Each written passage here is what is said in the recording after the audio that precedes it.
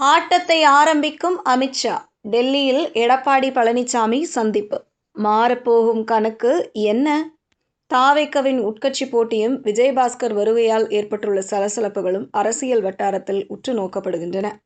அதேவேளையில் அமித்ஷாவுடனான எடப்பாடி பழனிசாமியின் டெல்லி சந்திப்பு தமிழக கூட்டணி அரசியலில் மிகப்பெரிய வியூக மாற்றங்களை ஏற்படுத்தக்கூடும் என எதிர்பார்க்கப்படுகிறது. இவைகளை பற்றி மூத்த பத்திரிகையாளர் தராசு ஷியாம் தனது கருத்தை கூறியிருக்கிறார். பிரபல சேனல் ஒன்றுக்கு பேட்டி தந்துள்ள தராசு ஷியாம், கடந்த பொதுத் தேர்தலில் கரூரில் தாவேகாவின் தேர்தல் செயல்பாடு மிக நன்றாக இருந்தது. கரூரில் ஆளுங்கட்சியான திமுக 3வது இடத்திற்கு தள்ளப்பட்டது. அதிமுகவில் இருந்து விலகி தாவேகாவில் இணைந்த எம்.ஆர். விஜயபாஸ்கர் பெருமளவில் பணம் செலவு செய்து அங்கு வெற்றியை பதிவு செய்தார். 2வதாக வந்த உள்ளூர் நிர்வாகி மதியழகனும் குறிப்பிடத்தக்க வாக்குகளை பெற்றார். தற்போது ஆளுங்கட்சியாக இருப்பதால் தாவேகாவிற்கு இடைத்தேர்தலில் சில சாதகமான அம்சங்கள் இருக்கும் என்பதை நாம் மறுக்க முடியாது. ஆனால் அதிமுகவில் இருந்து விலகி தாவேகாவில் இணைந்த விராலிமலை விஜயபாஸ்கரின் தற்போதைய சேர்க்கை கட்சிக்கு எதிர்பார்த்த அளவு பெரிய தாக்கத்தை ஏற்படுத்தவில்லை என்றே கூற வேண்டும்.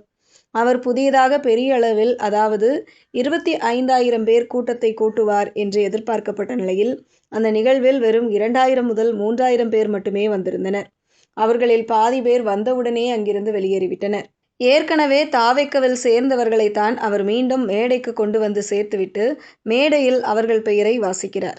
விஜயபாஸ்கரை மிகப்பெரிய பலம் என்று நினைத்த தாவேகாவினருக்கு இந்த விவரம் ஏமாற்றத்தை தந்துள்ளது.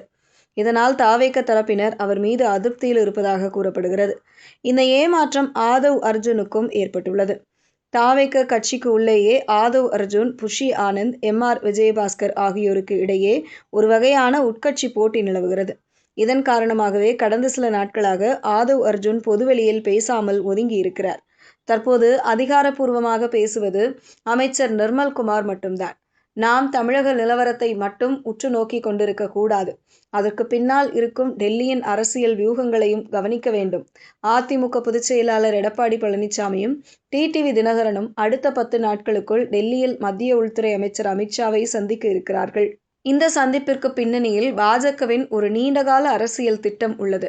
அதிமுகவிற்குள் எடப்பாடி பழனிசாமி முன்னிலையிலேயே டிடிவி தினகரன் மற்றும் சசிகலாவை மீண்டும் கட்சியில் இணைக்க வேண்டும் என்ற குரல்கள் திடீரென எழுகின்றன.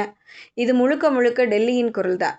கடந்த 2017ஆம் ஆண்டும் இதேபோல பொறுப்பு ஆளுநரை வைத்து OPS மற்றும் எடப்பாடி பழனிசாமி ஆகிய 2 பேரையும் கவர்னர் மாளிகையில் கையை உயர்த்தி பிடிக்க வைத்ததே டெல்லிதான். ஒன்றுபட்ட அண்ணா திராவிட முன்னேற்றக் கழகம் என்ற கோட்பாடுதான் எப்போதுமே பாஜகவின் அரசியல் திட்டமாக இருந்து வருகிறது. இப்போதும் எடப்பாடி பழனிசாமிக்கு அரசியல் ரீதியாக பல நெருக்கடிகள் கொடுக்கப்பட்டு வருகின்றன. அமித்ஷாவுடனான இந்த அடுத்த கட்ட சந்திப்பு தமிழக அரசியல் கூட்டணியிலும் அதிமுகவின் எதிர்காலத்திலும் மிகப்பெரிய மாற்றங்களை ஏற்படுத்தக்கூடும் என்றெல்லாம் தெரிவித்துள்ளார்.